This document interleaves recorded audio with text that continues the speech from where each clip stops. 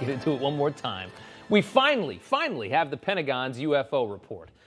And according to the findings, after examining 144 reports of UFOs between 2004 and 2021, the government has been able to positively identify just one of the 144. It says we were able to identify one reported UAP with high confidence. In that case, we identified the object as a large deflating balloon. The other 143, remain unexplained. A little anticlimactic, if you ask me, but there still is a lot of mystery to this now, because how the hell does the Pentagon not identify 143 different sightings?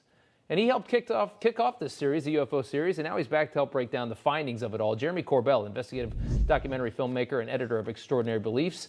Sir, welcome back to the show. Thanks for having me. So they got 1 out of 144. What did you make of this? I know you've read it by now. What did you make of the report? You know, look, I'm actually encouraged by this. There's a general sense of public disappointment with what was put out by our government. And that's important that we have that disappointment, because it didn't show the goods. It didn't show the good stuff. You know, we still have that same issue that we have right now, which is that, you know, there's this closed-mindedness, there's a lack of information. However, the sea change is that they've decided that it is pertinent to study UFOs, to have proper R&D, to look at this mystery and to try to understand who is flying these craft, what is their intent. So this is really exciting.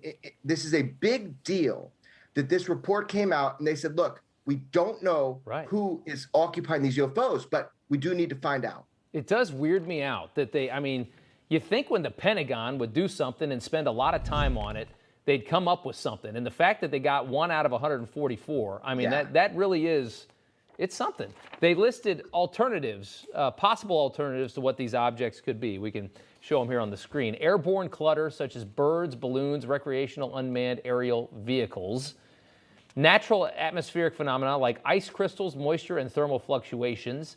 USG or U.S. industry developmental programs, such as this is all nonsense. Yeah. This is nonsense.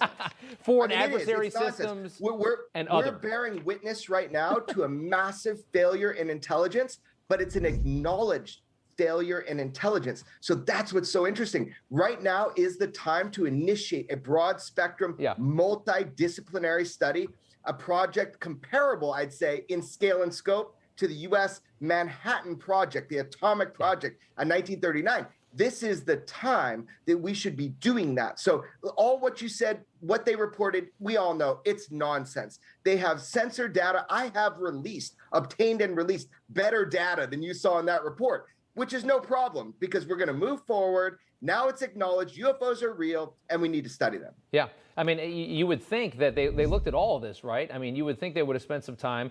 They would have been able to say that this seems to be some kind of human-made functioning thing that we don't know, maybe from another country. They didn't say that. So they really don't know. And at the end of the day, and the conversation that I love the most, you say they ruled that out. Yeah, they ruled out that it was our black projects. That was kind of like a big point of it. They did it softly, but they ruled it out. I mean, look, it's embarrassing. Who is operating these? We don't know. What can outpace, outmaneuver, and outperform our greatest warplanes? It is embarrassing. So this is the moment now where we should take this seriously. We will take it seriously. And the end of the report, they're saying we should be studying this. Yeah. And what the hell can fly? You know, with and I love in your documentary, the Netflix one, all the others. I mean, you talk about what the hell can fly like this and then stop and then go. I mean, it's like, what propulsion system is that? You know? Yeah. And they know a lot more than they are saying, but that's okay. Look, even the people in the UAP task force, they didn't get the good information. Maybe they don't have clearance. Maybe they don't have need to know. But the American public, we have a right to know and need to know and duty to find out. So look, man, this is a big deal. Right now, what happened today is a much bigger deal than people understand, but you're going to find out. And I will be releasing more information come Tuesday.